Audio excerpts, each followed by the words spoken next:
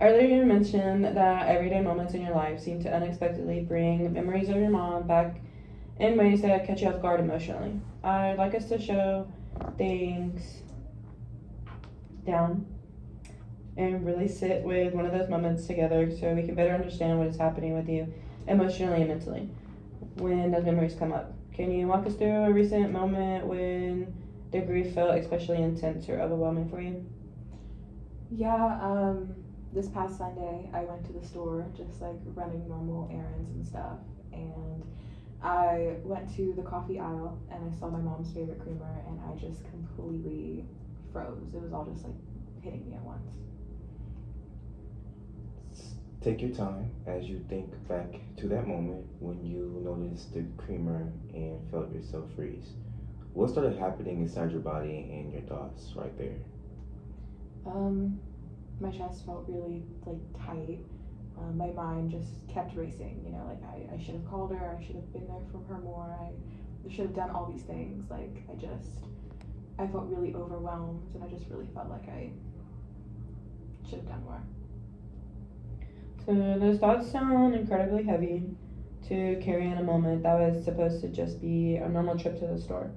When you tell yourself the thought, I didn't call her enough, what does that thought mean about you or say about you in the mind as a daughter? It it just I feel like I wasn't good enough of a daughter for her. Like I failed her. You know. When you say you feel like you failed her, can you help us understand a little bit more about what the failure feels like or what it means to you? I feel like I just wasn't good enough for her. You know, like I didn't spend enough time with her while she was around, and I just feel like I could have done more. It sounds like the loss of your mom is the event that has brought up a lot of these painful thoughts and emotions for you. And those thoughts seem to be shaping the way you see yourself now as a daughter and as a person. Yeah, and definitely. When you think back to that moment in the grocery store again, and you remember seeing that creamer on the shelf, what emotions do you notice rising the strongest for you? I mean, sadness, of course, but also shame and guilt.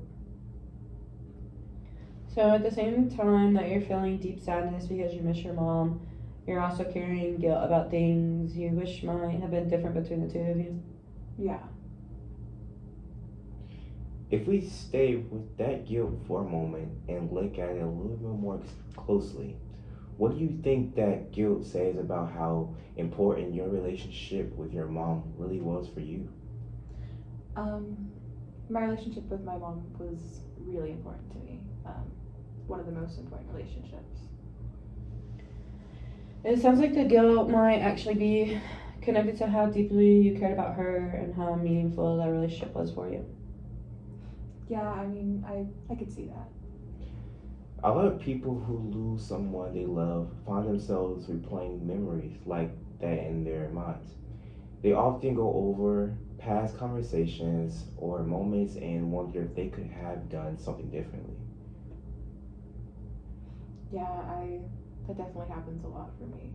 Um, I feel like there's a lot of things I feel like I should have done differently as her daughter. What are some of those thoughts that come up the most when you find yourself replaying those memories? Um, I mean, I should have called her more. I should have been there for her. I should have noticed when our time was running out. I should have appreciated her more. Hmm. So when those thoughts show up in your mind, what emotions usually follows up right behind them? Sadness, but also shame. Can you help us understand the difference for you between feeling sadness and feeling shame? Um, Sadness because I miss her. But shame, I feel like I don't deserve to grieve her because I wasn't good enough of a daughter for her while she was here. That's really powerful insight. It sounds like the belief you carrying isn't just I wasn't perfect, but something deeper like I don't deserve to grieve. Yeah, that's exactly it.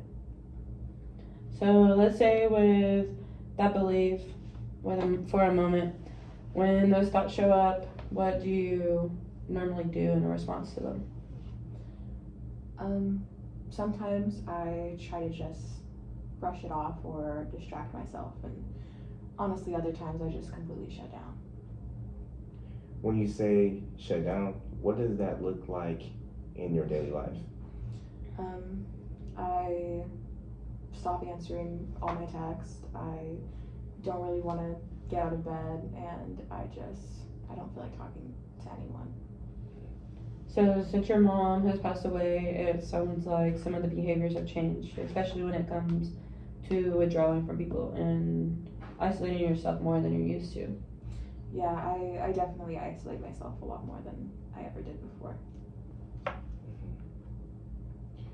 How has that been affecting your day-to-day life overall?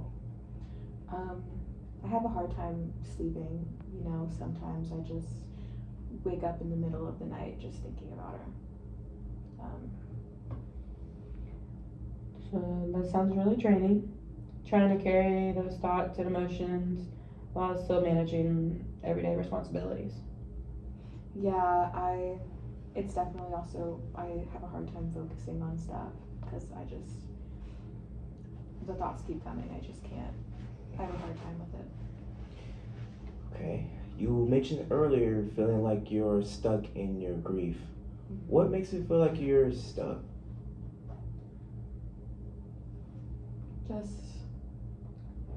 I just feel like I still cry a lot randomly sometimes, and I just still have a hard time doing things that I feel like everyone else has kind of moved on, and I'm still here, still crying and like finding it hard to do basic things.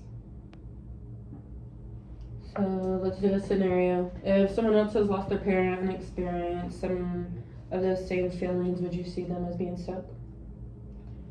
No, I would see them as just grieving.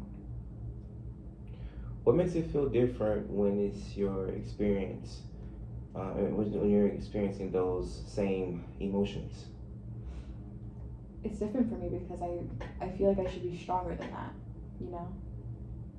So where did you learn to think that the idea of being strong means not feeling or expressing grief?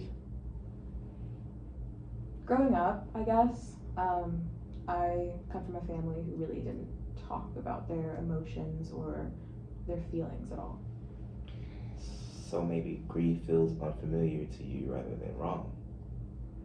Yeah, I would say that.